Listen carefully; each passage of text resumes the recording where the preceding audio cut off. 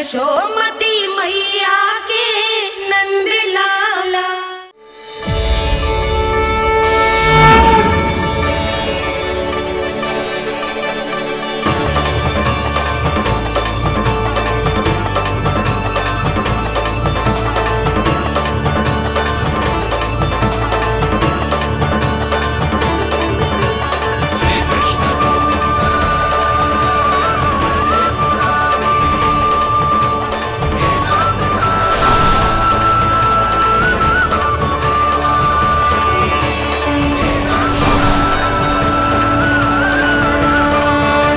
कुछ वरन आया हुआ मसूर।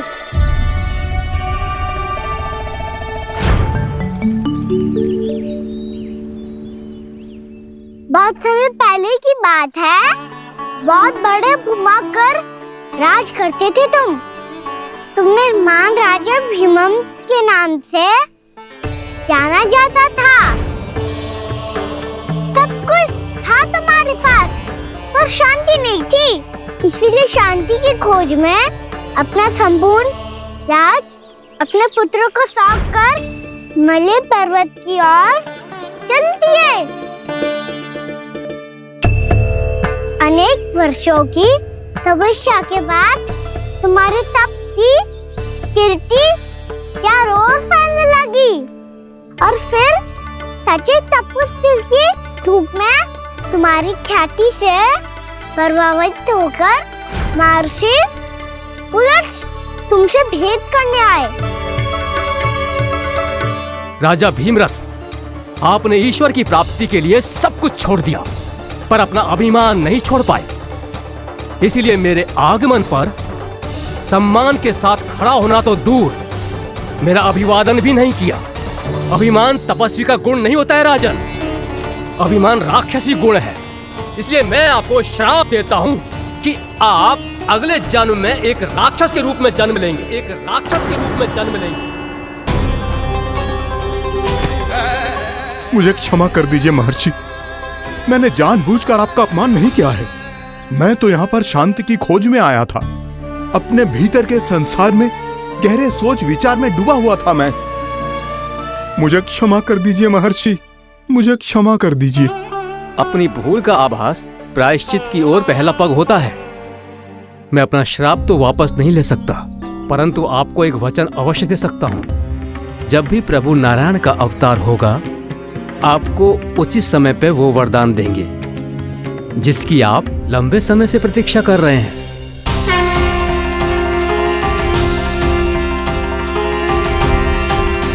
प्रभु, आपने मेरी आंखें खोल दी। अब मुझे पता चल गया है कि आप कौन हैं और मैं कौन हूँ। इसलिए आप मुझ पर कृपा करके अपने चरणों में स्थान दे दीजिए। मुझे वो शांति प्रदान कीजिए जिसकी खोज में मैं वर्षों से भटक रहा हूँ। शांति तो मोक्ष में ही है, इसीलिए मैं तुम्हें मोक्ष का वरदान देता हूँ।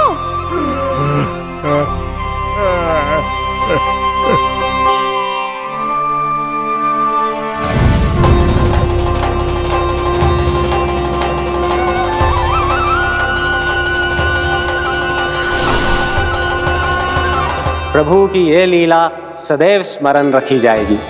इस स्थान को इनका आशीर्वाद मिलेगा और इस कंदरा को व्योमासुर की कंदरा के रूप में पहचाना जाएगा। भविष्य में अनेक ऋषि मुनियों की शरण स्थली बनेगी ये कंदरा। दीदी, ये कोई साधारण बालक ना है। ऐसा चमत्कार कोई साधारण बालक थोड़ी ना कर सकते हो। तुम सत्य कह रहे थे बलराम, गाना सच्ची में भगवान ही है, तभी तो सब देवता इसे बसाने और इसकी ओर से युद्ध करने आते हैं। तुम सब ऐसे आंखें फाड़ के क्यों देख रहे हो मुझे?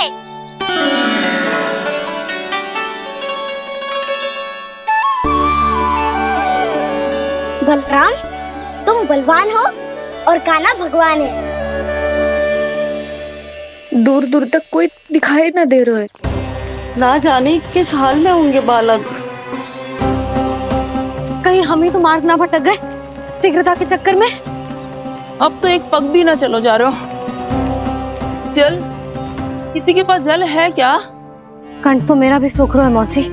भाभी, निकट ही जमुना जी है, कहूँ तो वहां से जल ले आओ। मैं भी जा रही हूँ भाभी, एक से भले दो।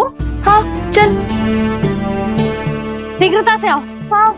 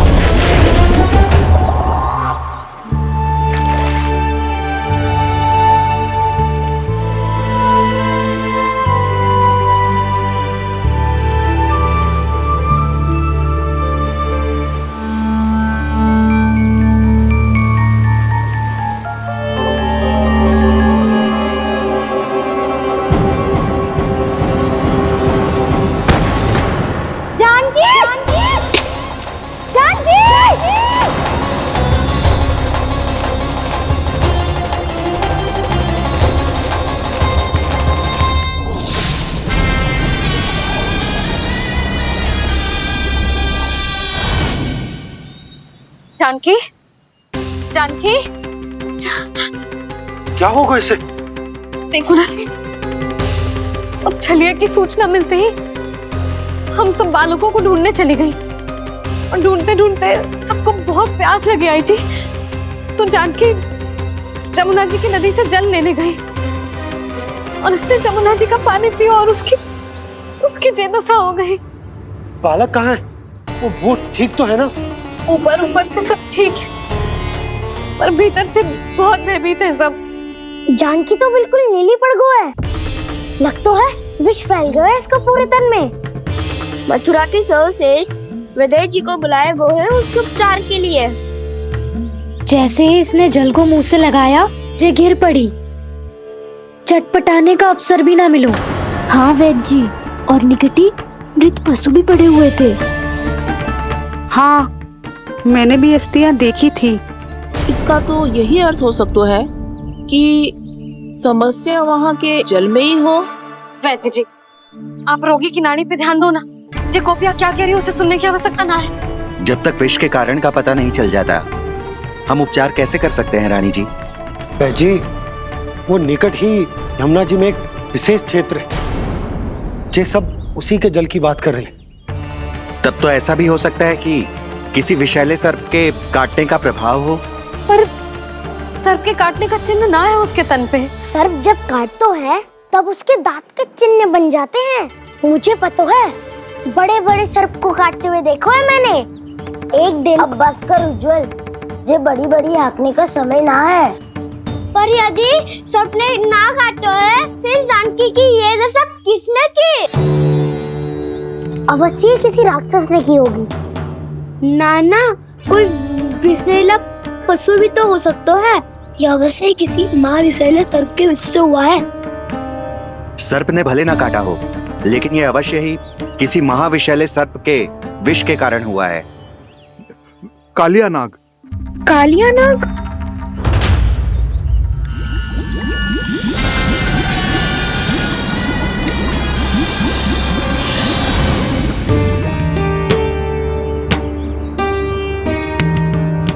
संकेतों से तो ऐसा लगता है कि जानकी ने कालिया नाग के क्षेत्र के विशाल जल पी लियो है। कालिया नाग एक लोक श्रुति है, कल्पना में गढ़ी हुई एक कथा, और कछु ना है। हमें जाके पता लगाना पड़ेगा। पर हमें वहां जाने से मना किया है ना बड़ों ने। उज्जवल सही कह रहे हो है, इस समय जानकी के स्वार्थ से अधिक महत्वपूर्ण और कछु ना है। जानकी हमारे लिए ही जलाने गई थी जी, ना मैं उसे जाने देती ना जैसा वो तो। वैद्य जी, आप शीघ्र कछु करो, कैसे भी कछु भी करो, पर इसके प्राण बचा लो। यशोदा, धैर्य रखो, श्री नारायण पर विश्वास रखो, वो सब ठीक कर देंगे।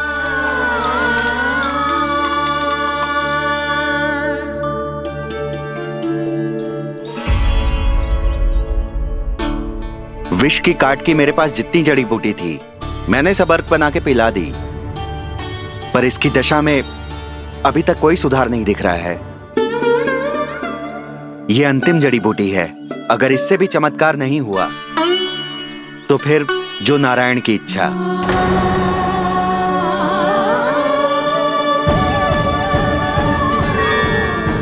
पर कोई तो उपाय होगा जानकी को बचाने का। कान्हा, यदि तुझे किसी औषधि के बारे में पता है हमें बता दे, हम जाके ले आएंगे।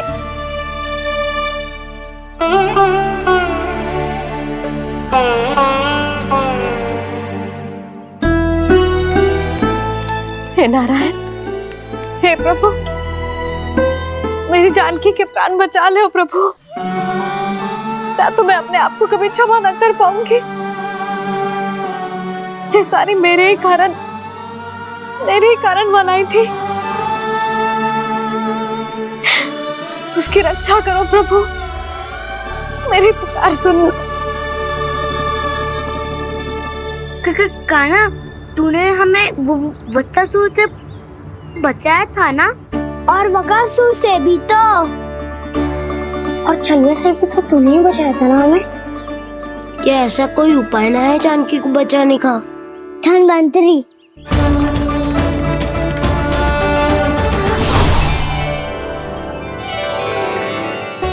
मैं आ गया हूं प्रभु, चिंता मत कीजिए, आपके आदेश का पालन अवश्य होगा। यशोदा मैया,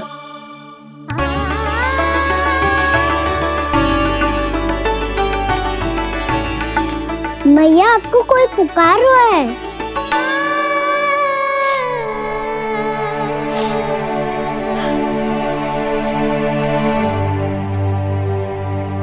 चिंता मत करो मैया, अब धन्वंतरी जी आ गए हैं, वो सब संभाल लेंगे। धन्वंतरी जी कौन है? जिन्होंने संसार का आयुर्वेद दिया, आरोग्य के देवता, वे श्री नारायण के अवतार।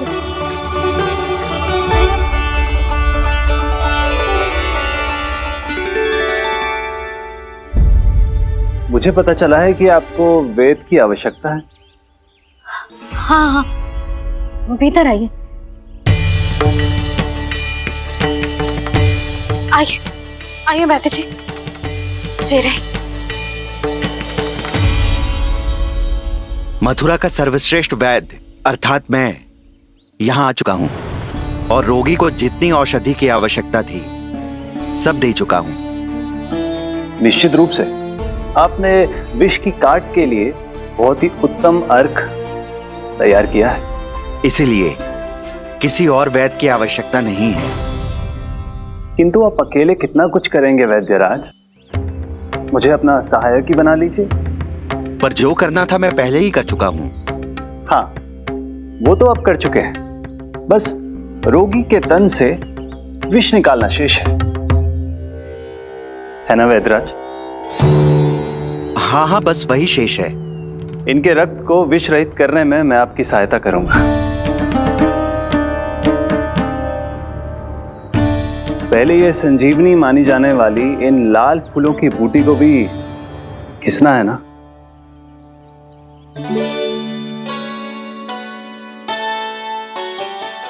हाँ हाँ, तुम सही कह रहे हो, इसे अच्छे से घिसो।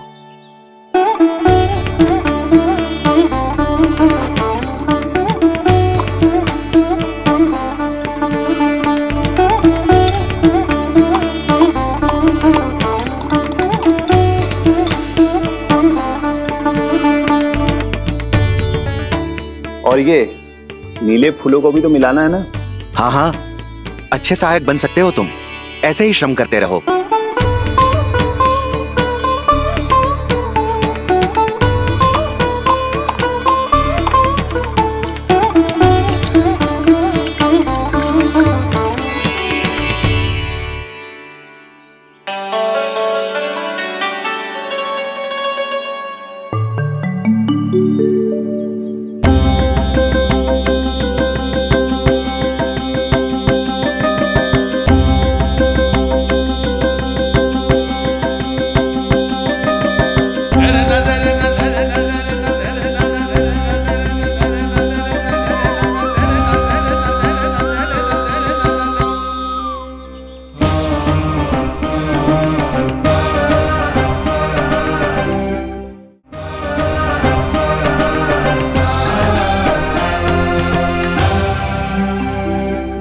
जानकी स्वस्थ तो हो जाएगी ना धन्वंतरी जी? धन्वंतरी? प्रभु, अब मैं क्या करूं? आपने तो स्वयं ही मेरी पहचान उजागर कर दी। जी क्या करो कान्हा? आप सब ऐसे क्यों देख रहे हो? मैया कहती है ना, सभी वेद धन्वंतरी जी का ही रूप होते हैं। वाह कृष्णा, चतुर तो हो तुम। वैसे वास्तविक धन्वंतरी मैं हूँ। मेरा अर्थ है वास्तविक वैद्य मैं हूँ। ये तो मेरा सहायक है। मुझे पूरा विश्वास है बिल्कुल ठीक हो जाएगी। वैसे ही थोड़े ना मुझे मथुरा का सर्वश्रेष्ठ वैद्य कहते हैं लोग।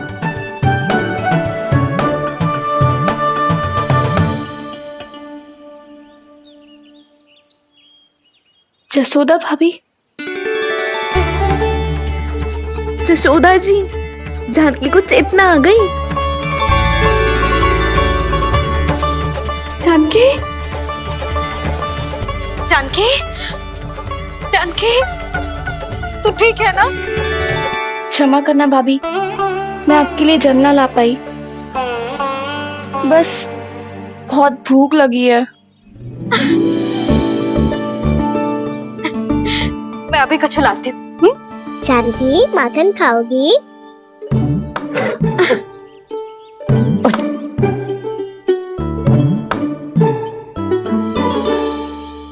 आजा, तू ही खिला दे लल्ला।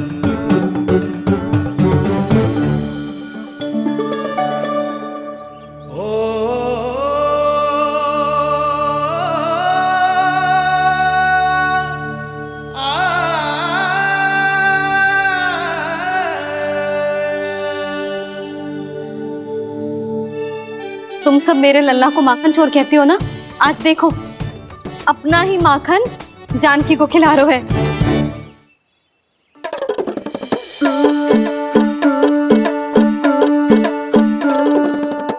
थोड़ा और विश्राम कर लो।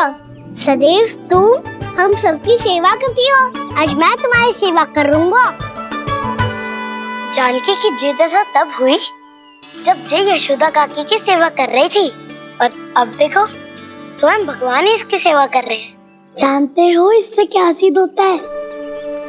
जो भी यशोदा मैया की पूजा करेगा, अर्थात अपने माता पिता की सेवा करेगा, उनके साथ सम्मान से व्यवहार करेगा, ईश्वर स्वयं उसका ध्यान रखेंगे। कभी धन्वंतरी के रूप में तो कभी स्वयं कान्हा के रूप में। भक्त और भगवान का देखो कैसा ये अनुराग, स्वयं करे सेवा प्रभु, अद्भुत गोपी का भाग्य। प्रभु इन सब पृथ्वीवासियों से कितना घुल मिल गए हैं। ना तो ये प्रभु को भगवान मानते हैं और ना ही प्रभु अपने आप को इनसे सर्वश्रेष्ठ समझते हैं। अपने आचरण से ये सिद्ध कर रहे हैं कि ये सभी में हैं और सभी इनका ही अंश है।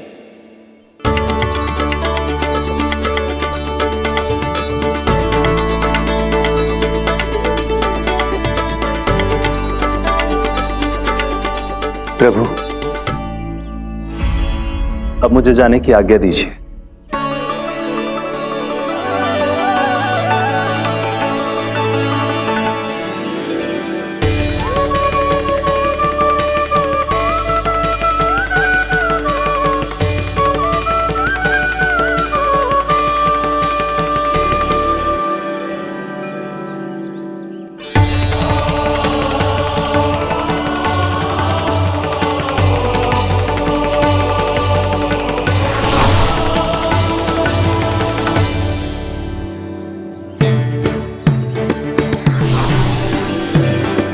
कान्हा ने तो सच्ची में धन्वंतरी जी को बुला लिया था।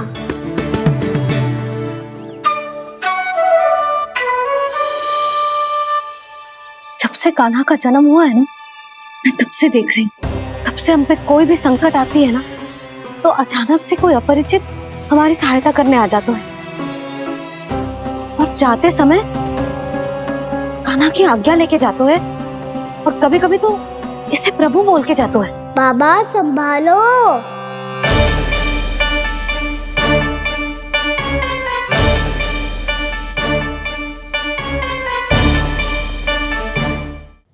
If you want to enjoy more Mythos series content like this, please subscribe to our channel and click the bell icon. Stay connected with us for more interesting and entertaining videos.